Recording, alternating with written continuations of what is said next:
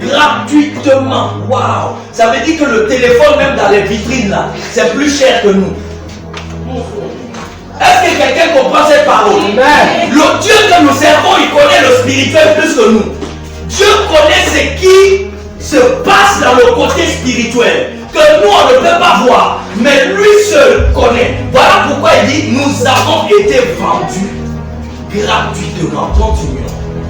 Et ce n'est pas à prix d'argent que vous serez rachetés. Ce n'est ni à prix d'argent. En d'autres termes, ce n'est pas l'argent, ce n'est pas l'or, ce n'est pas le diamant qui va acheter notre âme qui a été vendue gratuitement. Alléluia. Amen. Parce que vous savez quelque chose, lorsque quelqu'un te vend quelque chose à 10 000 francs et que tu trouves que la chose n'est pas bonne, alors la restitution c'est à combien? Pour te restituer ton argent, c'est combien on te donne? Hein? Est-ce qu'il y a des mathématiciens ici? Amen. Ça même c'est pas la mathématique, c'est très simple. Tu as acheté la chose à 10 000 et tu es parti voir ce n'est pas bon. Et tu ramènes la chose, on te donne combien? C'est 10 000, n'est-ce pas? Mais ici, Dieu dit vous avez été vendu gratuitement et ce n'est pas à prix d'argent que vous serez racheté. Pourquoi il dit ce n'est pas à prix d'argent? Parce que ce n'est pas l'argent. C'est pas l'argent ton prix. Il dit c'est gratuit, c'est zéro. Quand tu as été vendu, c'était 0 francs. Donc, ce n'est même pas l'argent qui va payer. Donc, pour racheter ton âme, il faut aussi quelque chose de gratuit. Je peux parler? Oui.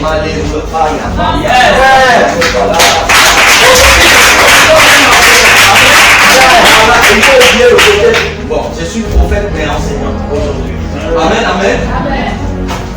J'aimerais dire à quelqu'un, si tu as été vendu gratuitement, il fallait que tu sois aussi racheté par la gratuité.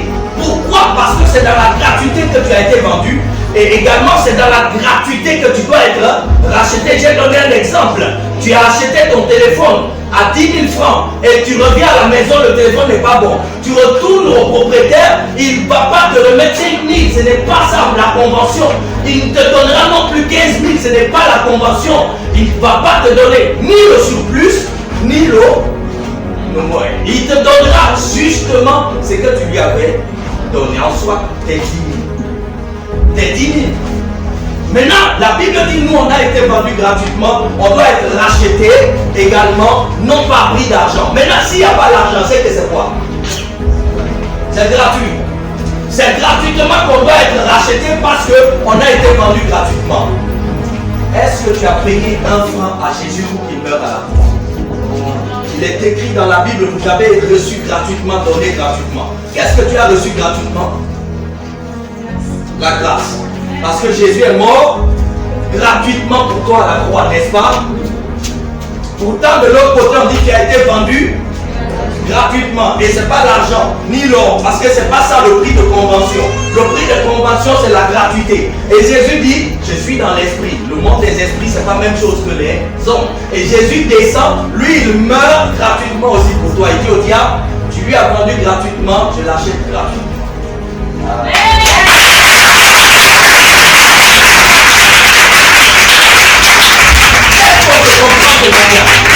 On se comprend ce matin.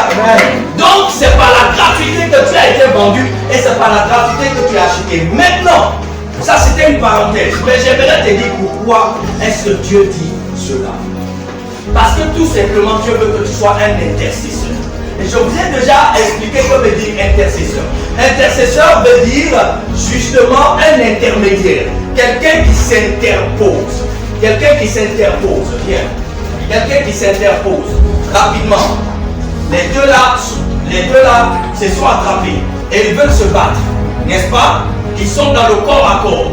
Et moi, je viens, je les sépare. Donc, quelle action j'ai fait? L'action d'intercession. Amen. Ou soit l'action de médiateur. L'action de quelqu'un qui apporte la médiation, qui apporte la paix, qui sépare, qui ne veut pas qu'il y ait conflit. On se comprend? Maintenant, si lui, il avait 10 000 francs crédit sur lui, et lui n'a pas payé son argent, le travail n'est pas fini. Le fait de dire ne vous battez pas, ça c'est un point. Mais après je dis encore, reste tranquille, je vais te payer tes 10 000 francs. Ça c'est la médiation totale.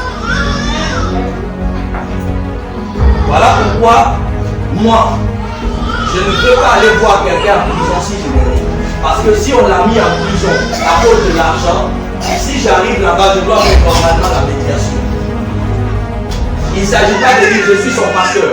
Libérez-le, c'est bon. Mais maintenant, quand on dit qu'il envoie 10 000, qu'il envoie 20 000, 500 000, moi je n'ai plus pour donner, je n'ai pas totalisé la médiation. Un médiateur vient en tant qu'un sauveur. Un médiateur, c'est comme un sauveur. On se comprend? Donc ici, quand Dieu dit vous avez été vendu gratuitement, le mot vous avez été vendu gratuitement est un mot impératif. Bon, pour ceux-là qui comprennent flou ce mot, ce français, c'est un mot qui parle de tout le monde. C'est un mot qui désigne tout le monde. Quand on dit, si je dis vous qui êtes là, je dis le nom de qui? Personne. Donc je parle de tout le monde.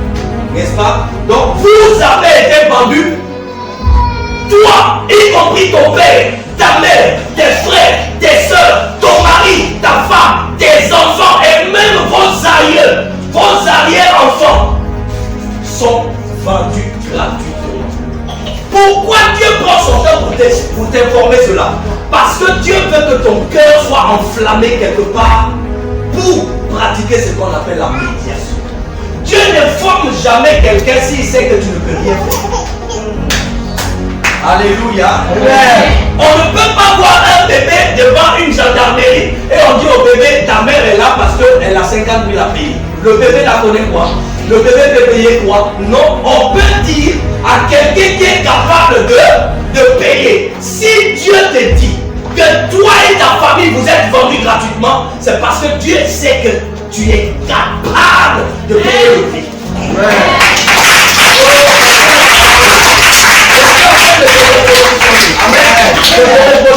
Tu ne comprends pas pourquoi Dieu t'a mis vraiment dans la foi. Tu ne sais pas pourquoi tu es venu en Christ. Tu ne sais pas même pourquoi tu es là ce matin à l'église. Je vais te montrer pourquoi tu es là, frères et sœurs. Tes parents sont en train de souffrir parce que tu as demeuré ignorant. Tes frères et sœurs, la sorcellerie est en train de les ménoncer parce que justement, toi tu es resté ignorant. Tout ce temps, tu n'as pas pris la décision, mais tu n'as pas eu l'occasion de comprendre réellement pourquoi tu es devenu chrétien.